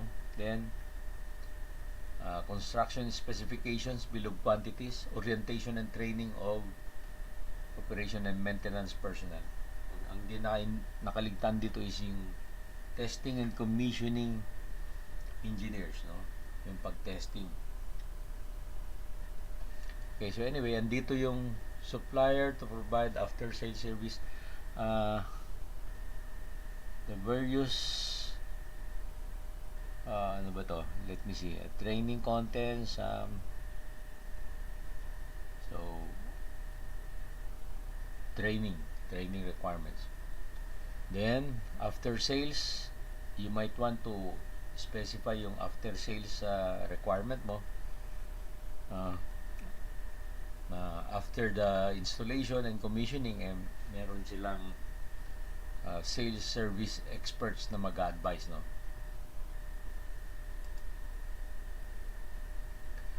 Okay, tapos the company, you have to discuss about the capability of the contractor supplier, no? So you have to mention yung kanyang uh,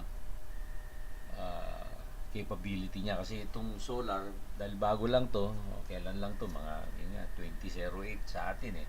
Nagsimula mag-construct noong 2012, 11, 12, 13. So ilang taon pa lang. So kailangan mong i-specify yung mga kakayahan ng mga ano, no, the company should be founded, and so may mention mo ito, to i-mention mo siya para medyo parang makakuha ka ng talagang marunong-runong na gumawa. Then you have to mention about reference standards, no, National Electrical Code, Philippine Electrical Code, and then UL standards. Ito ang dami, oh. UL standards 1703, 1741, IEEE standard 929-2000, 1262-1995, and yan. So mention mo lang para ang mga suppliers mo, contractor will have to refer to this para they will be guided by these standards. Okay.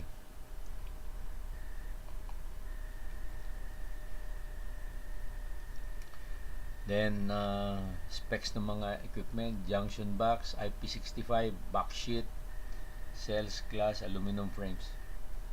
Bypass diodes, nakasama na siya ron. 10 amperes ang rating.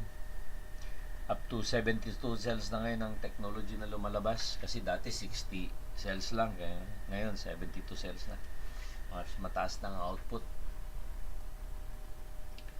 Okay, so ito yung pagka merong shading, isang shade lang, mare-reduce yung output mo, kaya mahalaga na walang nakaka-shade sa panels mo.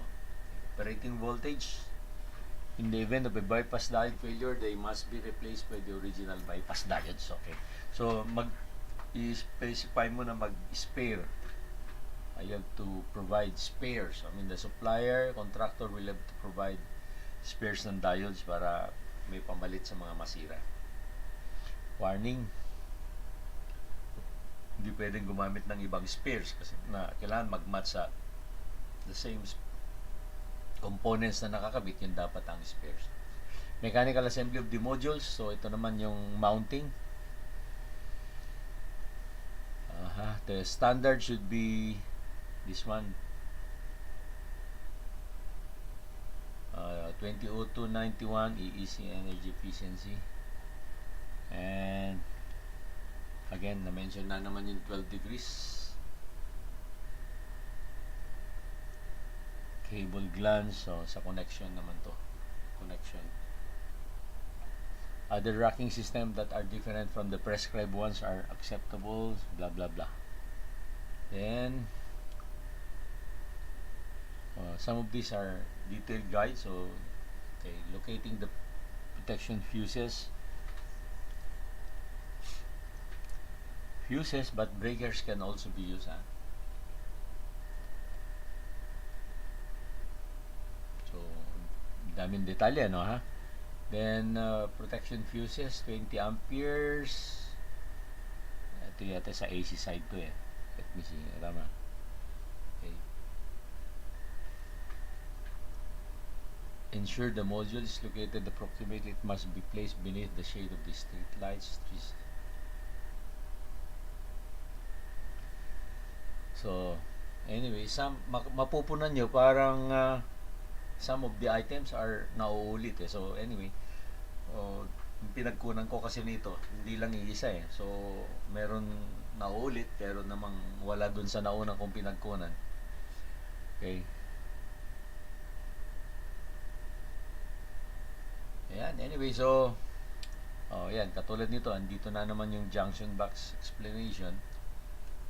Ito, tingnan natin tong warnings and electrical hazards. The installation, handling, and maintenance of the panels must be carried out by qualified personnel.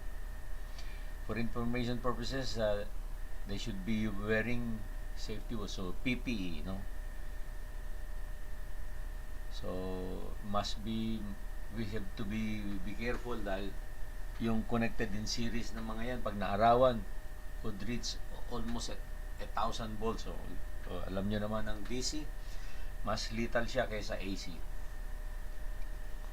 Before handling and installing the PV, remove jewelry. So, yan, huwag daw suot ng mga jewelry yung mga workers. Okay, so, many reminders during construction. So, ito, gabay na ito sa construction. Do not disconnect terminals, do not use mirrors to magnify, do not remove any module component, etc. No? So, anyway, ito, ginawa kong pula to. Remember that when the modules are connected in series, the voltage present will be the sum of all the voltages of each module. Yan, series di ba? Kaya mataas. So, kaya pag pinaglapit mo yung dalawang dulo, andyan na yung danger na almost 1,000 volts yan dulo na yan. When the modules are connected in parallel, mababa naman siya pero napakataas ang current. Okay, so pareho pa rin delikado kasi yung pinag-parallel mo na ilan, posibleng abot ka pa rin ng mga 145 volts DC. So mataas pa rin. Okay. Consult the fire and security regulations norm and prerequisites. So again, for purposes of fire protection, in case na mayroong mangyari, so meron ka rin dapat paghahanda. Module maintenance. The photovoltaic modules require a minimum level of maintenance throughout the useful life, which includes the following. No? Users should periodically clean the active surface. Pero ang maganda yun nga, pag naulanan, malinis na siya. It is important that the active surface of the modules is kept clean in order to prevent any reduction of the power generated. In areas where the medium of high levels is rainfall, katulad sa Pilipinas, rainwater is sufficient to keep the modules suitably clean throughout the year. Unless may mga lugar na may construction, malikabok yun. So, kailangan maglinis. Katulad nangyari doon sa Taal nung pumutok siya. So, yun. Kailangan maglinis ka. Okay. Annual check of electrical connections. Annual and biannual review of electrical characteristics module. So, mahalaga yung output niya. Minomonitor mo para alam mo kung anong nangyayari. Then, you can also use yung thermal scanner. Makikita mo kung saan yung loose connections. Current voltage curves. So, ito yung sa output. Voltage and current output ng bawat array.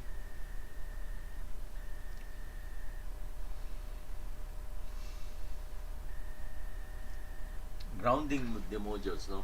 Mahalaga itong grounding the modules kasi nga kung tamaan ng kidlat yung system mo, at least lesser ang damage, no? Kailangan grounded sila, interconnected yung bawat panel, at yung dulo-dulo grounded sa ngayon yung ground resistance mo must be at least 1 ohm. Kung kulang, magbabaon ka pa ng ground rod. At the same time, pwede kang magbaon ng ground conductor. Okay, PV systems produce power proportion. So, sinasabi nito na may monitoring tayo ng power output. So, dahil meron ka namang bawat inverter, meron ka namang reading doon. Okay. At ito yung typical na output from January to December. You will notice that the maximum output is during March and April. At ang May, bumababa na siya pagka yung nag-uulan na, no? Cloudy na. So, itong March, April talaga yung kukunti ang cloud sa kalangitan, no? At meron ding magandang time itong September, October, November, medyo mataas din siya hanggang sa bababa siya sa December. So, this is because of the location of the Earth vis-a-vis the Sun, no? So, habang umiikot siya, nagbabago ang location niya. Overall project coordinations. Okay, so again, ito yung sa utility na to.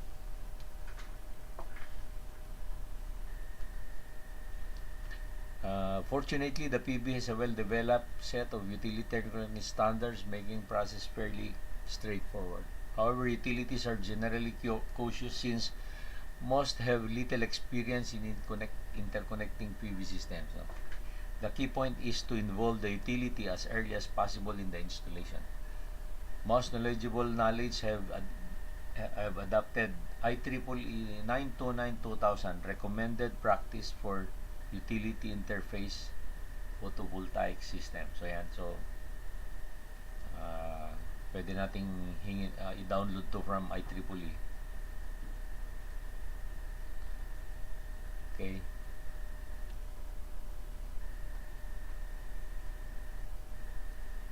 Ito maganda yung discussion niya rito, no. Other major utility related consideration is metering requirements in California, as in many other US states. There is legislation mandating utility companies to do net meters, which meron na tayo ngayon, no. A certain amount of PV system. Net metering refers to the standard house utility meter that measures the flow of the electricity in and out of the home. California law allows customers to carry over excess energy from month to month with an annual true-up and payment of the electrical bill for any net consumption over the whole year. So, sa California daw, ang basehan per year, no? So, yung susobra sa per year, hindi na pinapababayaran. Dito, monthly ang monitoring ni Meralco, no? So, every month lang. Pag yung in-export mo, yung sobra mo, in a month's time, wala na yun. Kanya na yun. Anyway, so, sobra naman yun eh. Talagang bibigay mo sa kanya. Kasi kung di mo na ibigay sa kanya, masasayang naman. So, i-share mo na lang kay utility, kay Meralco. Ayan, at meron pang reference dito sa ilalim. Please refer to Buying a Photovoltaic Solar Electric System, a Consumer's Guide. No? So, California Energy Commission. Okay, acceptance systems. Typically, the installer verifies the system has been installed in accordance to the manufacturer's procedures. A checkout procedure should be developed of the different parameters to be monitored to ensure an efficient and complete installation. Obtaining extremely accurate performance is difficult and requires expensive test equipment. Fortunately, it is not necessary to define the performance with extreme accuracy. The system can be checked with some common test equipment to verify proper installation performance. A key to keeping the system testing simple is to do the test on cloudless days. So, yung usually maganda summer o ano. So, you have to check on the weather para may schedule mo yan. Clouds can cause fluctuations that compound the evaluation of the results. The PV system installation checklist that accompanies this guide has a detailed system acceptance test. System documentation. Up to this point, selection, installation, and performance of the PV system have been discussed. Of similar importance are operation and ongoing maintenance. As with other major electrical systems, it is essential that the owner has a complete documentation of the system. So, pag mag-turnover ka, kailangan kompleto, plano, as-built plan, lahat ng detalye ng ginawa nyo, no? Mga drawings, cable trenches, combiner box layout, ganyan, elevation sections, pati yung low voltage switchgear and the step-up transformer, etc. So, nakadetalya lahat yan. Signed and sealed by a professional engineer, no? Then, of course, yung mga manual, no? Mga operating manual, may mga sira saan siya magsusource, no? After the warranty period, no? So, as-built plans, system monitoring, the key component of the system providing feedback to the customer is the power and energy monitoring. Without proper metering, the customer will never know whether the system is operating properly or not. A simple meter registering the power output of the PV system and recording the energy delivered to the end user can provide the owner with satisfaction that they can monitor the performance of the system. Maximum power output of most properly installed photovoltaic system occurs near midday, no, or sunny days in the spring and fall. That's in the Western Hemisphere. In our case, it is during summer months and towards October, November, no, September, October, November, or uh, March, April, May. Yan yung mga maximum.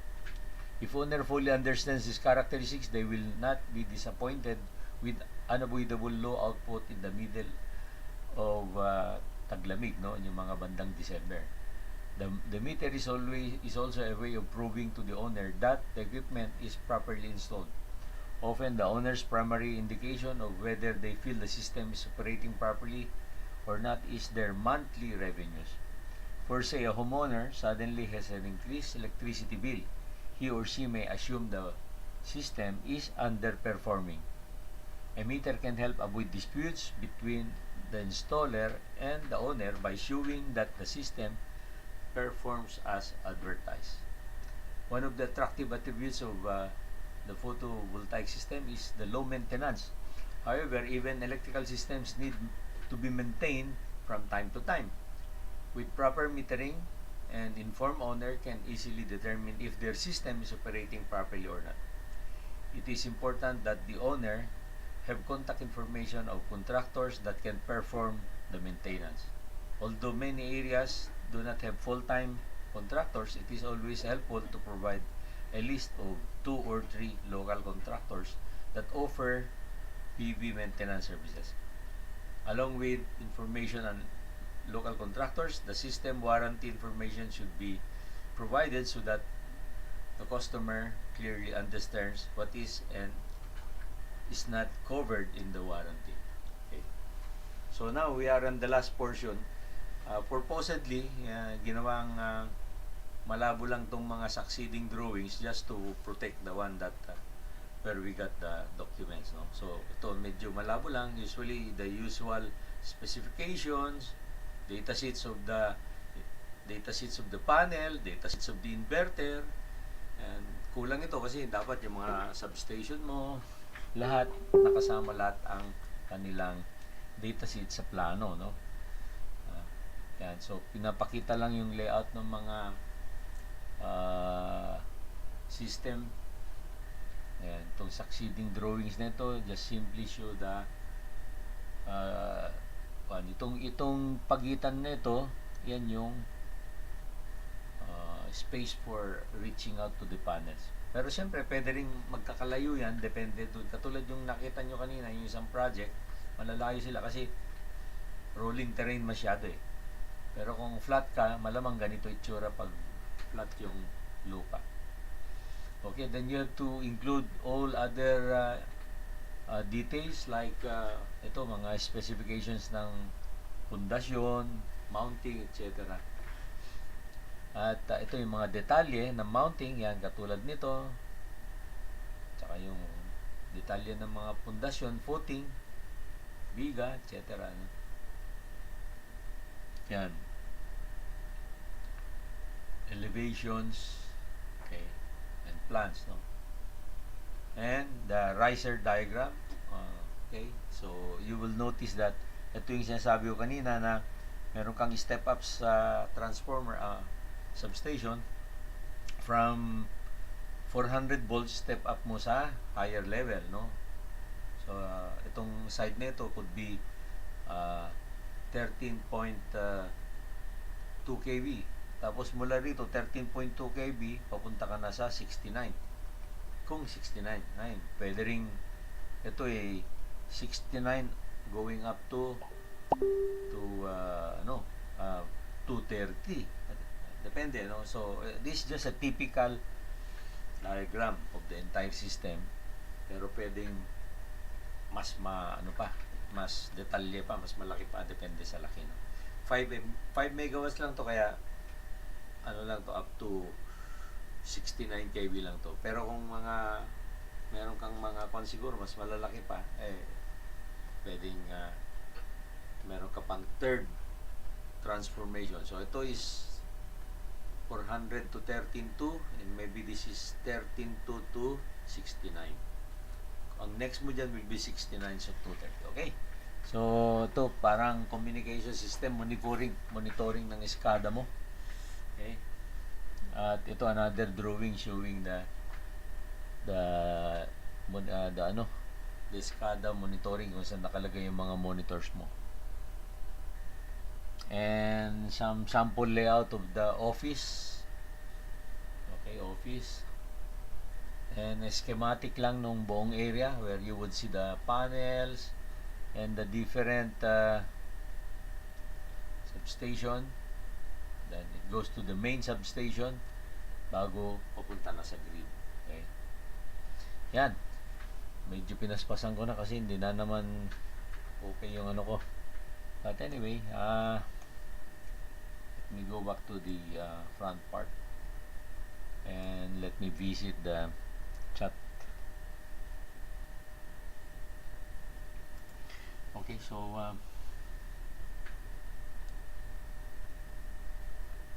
yan ba yung last kanina? Felix, Anthony Palomo, Waldosa, Naga, Richard Regidor, Sammy Reyes, Timothy Cruz. Ayan. So dito tayo kay Joel Barnagay. Sir Will, watching from Kuwait. Ayan. Maalala ko na.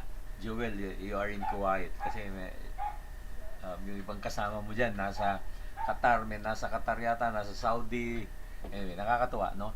Nick Kaysin, good evening. Alvir Sanchez, Sir Will, watching from Davao. Ayan, Davao naman si Alvir.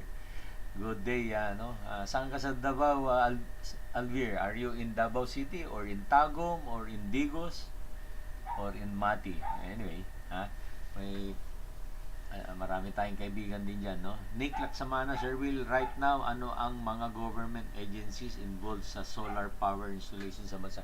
Of course, Department of Energy, then of course, then the National Grid Corporation of the Philippines, but it's the one that maintains the grid, no? But if you're connecting 5 megawatts, baka sa electric cooperative ka na lang mag-coordinate. But you have also even if it is a co-op, you have to go to the Department of Energy. Okay. But if you can also get approval from the local government unit so that they can help you in their approval. And then, Nick, authorities for submission, implementation, and monitoring. Yeah. Kung ganito lang kaliit, yung hindi gaano kalaki, pwede na sa electric cooperative. Okay? Kung malaki-laki ka, pupunta ka sa mga 100 megawatts, ako, NGCP yan. Ang laki niyan. Okay?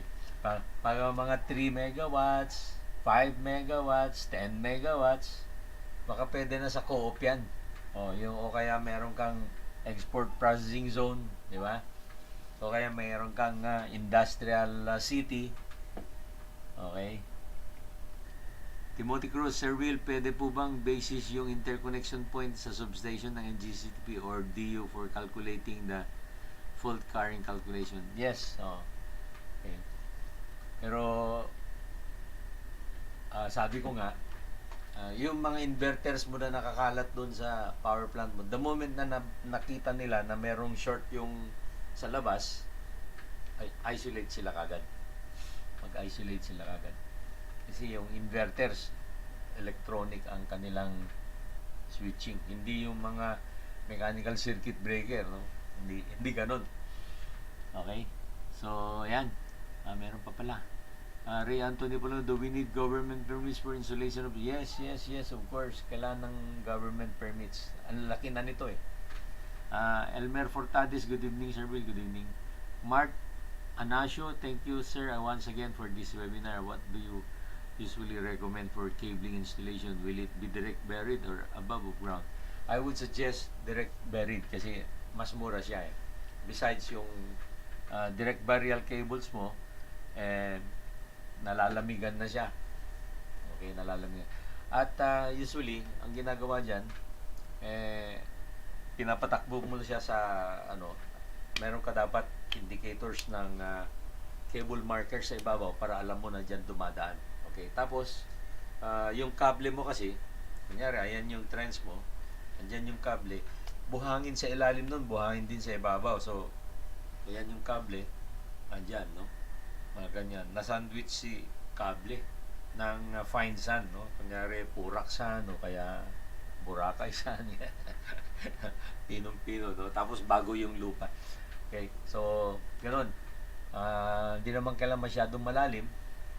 Kasi, ako naman, hindi naman construction sa industry na expose siya sa possible na sino-sino maghukay. Pag solar farm yan, hindi basta-basta maghukay kasi alam ng mga owner, facility maintenance na nandyan yung mga kable. Okay. Okay, so batiin natin ulit sila, no?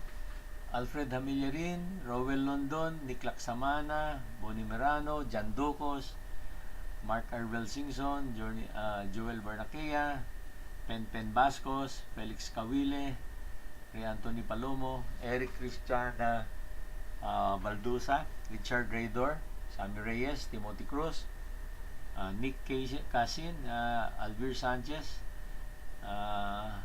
Timothy Cruz again, Ray Anthony Palomo, Elmer Fortades, and Mark Anasio. Okay, any more questions?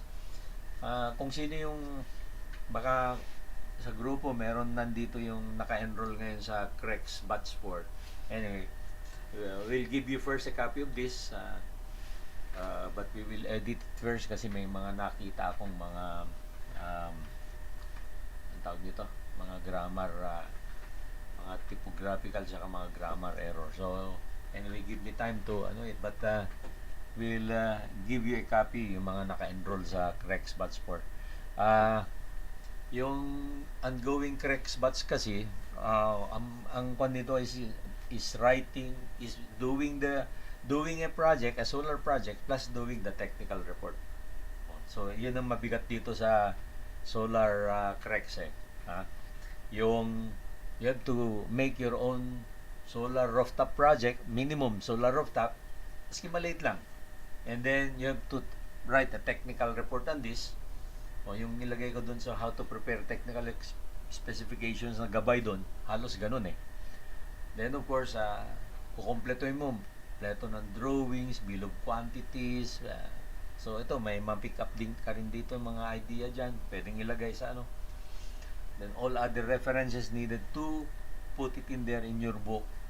And that will be submitted for evaluation by our committee on solar engineering with Engineer Armando Diaz, and after that we will now issue you the certification or diploma and certified renewable energy practitioner or expert, no, with the corresponding ID. Yung kung nakita niyo yung pinost ko sa Facebook na ID ni Engineer Armando Diaz, yun, parang ganun siya. So ano siya talaga, hindi pwedeng kung ang shortcut na sinasabi ko lang, kung ikaw nakapagkabit na ng mga so many, siguro nakalima ka na, nakasampu ka na, at fully document mo yung ginawa mo doon, submit mo yung mga prueba na talagang nagawa mo yon, ikaw nag-design, ikaw etc. estimate, then pwede kang makakuha ng shortcut na hindi ka nagagawa ng technical report. Pero siyempre kami, we prefer ang isang applicant sa CREX nakagawa ng technical report. Kasi ito yung pinapakita mo, katulad ng kaming mga PE. Bago kami naging PE, nag-submit kami ng technical report. Ganon din yung mga PME. Bago sila mabigyan ng upgrading, no? Ito, wala sa PRC to kasi ang daming, hindi ko alam nagko-comment. Hindi ko alam kung nainggit ba sila, kung kitang-kita naman nila na ito ay under the MEPF Organization of the Philippines. Tinatanong pa, wala yan sa PRC. Talagang wala. Pumunta ka sa PRC, mag-apply ka kung meron. O pumunta ka sa TESDA kaya, o pumunta ka sa sampang departamento, DOE. O punta ka doon, tignan natin kung mabibigyan ka ng certification. Wala. O para rin sa Amerika, yung mga ANSI, yung mga ASPE, ganyan, ASME, etc. Those are peer groups. Ano yung peer groups? Professional groups. Hindi si United States government, federal government ang nagano niyan. Dito, ang thinking dito, pupunta ka raw sa PRC, pupunta ka raw sa, Meron na tayo dyan eh. Meron na tayong licensing ng engineer, ng electrical, ng mechanical, ng electronic. Andyan na. Hanggang dun lang. MEPF, meron ba sila? Na iisa lang? Wala. Tayo pa lang ang nakapagtayo nitong MEPF, Organization of the Philippines. No? Nung una rin to, 3 years ago, question na naman, bakit ano yan? Ay, naunahan lang namin kayo. Kung nauna kayo, di aamen kami sa inyo. Anyway, so, too much about it. Yung mga ibang inggitero, humabol kayo. Ha? Magpagaling din kayo. Okay. Joel Barnaquea, thank you Sir Will, thank you. John Dogo, Sir, thank you po sa knowledge. Eric, Sir Will, ang TR sa correct certification po, not necessarily actual project. Can it be a proposed project? Eric, kailangan gagawin mo eh. Kasi kung propose lang siya, hindi ka pa na-involved. Yun ang kaibahan dito. Kailangan gagawin mo. Kasi ang intention ng CREX, pag tinignan mo, grabe, can plan, design, procure, estimate, supervise, install, test and commission, operate and maintain, and even expand. Ganun katindi yung scope ng technical report, Eric. Kaya kasi ginawa namin ganun para masabi talagang eksperto ka, kaya mo talagang gawin. Okay. Rowell London, thank you sir, and more power. Salamat, Rowell. Okay. Okay, teka ha. So, wala nang tama, 2 hours, almost 2 hours tayo. Okay, so let's have our closing prayers. Sa ngalan ng Ama, Anak, Espiritu Santo. Amen.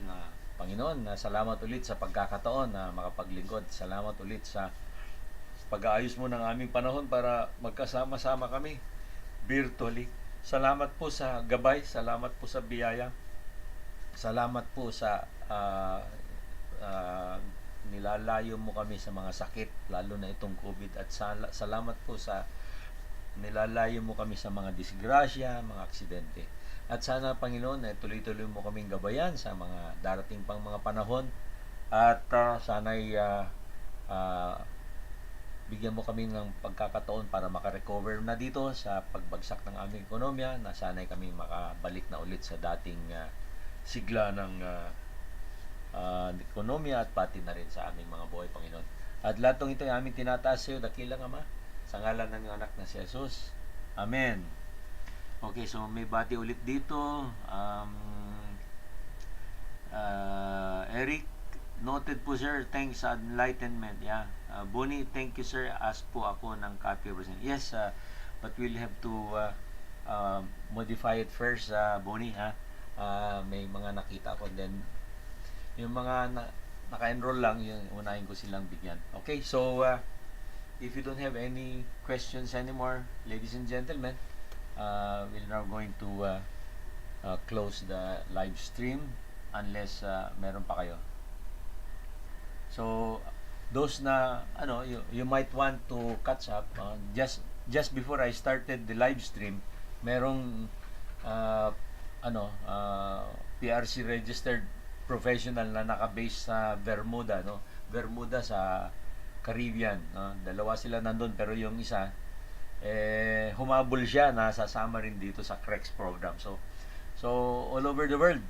Meron din si Bernie Lozada, sa Middle East din siya, pasama niya si Clemente Manuel, humabol din sila. At yung iba dito sa Pilipinas. Okay.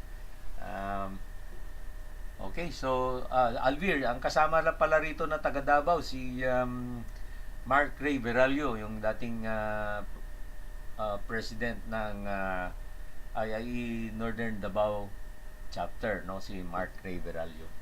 So yan, kasama rin siya. So baka kilala mo siya. Okay, so John Doco, sir, I appreciate the lecture, sir. Welcome, John. Okay, so again, thank you very much. Let us make ourselves healthy, keep ourselves fit, and do exercise, take vitamins and minerals, and of course good food like green and leafy vegetables as well as fruits, and of course have exercise and vitamin D from the sun, and just like what I'm doing, always trying to make hasa. Inahasa ko lagi yung aking utak. Kaya hindi ako tumitigil, no. I'm 66. I hope I can do it in more years ahead of us. Salamat again, at God bless everyone. May huling bati si Joel, no. God bless you, sir. God bless also. God bless you too, Joel, and God bless everyone. Okay, salamat ulit, at